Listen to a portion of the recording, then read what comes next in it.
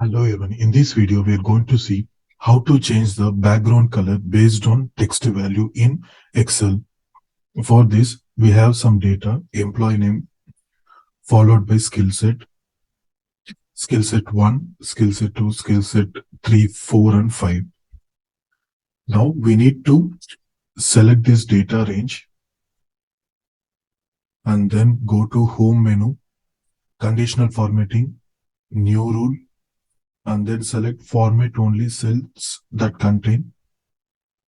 In the drop-down box, now it contains cell value. We need to select the value as specific text and it should be containing.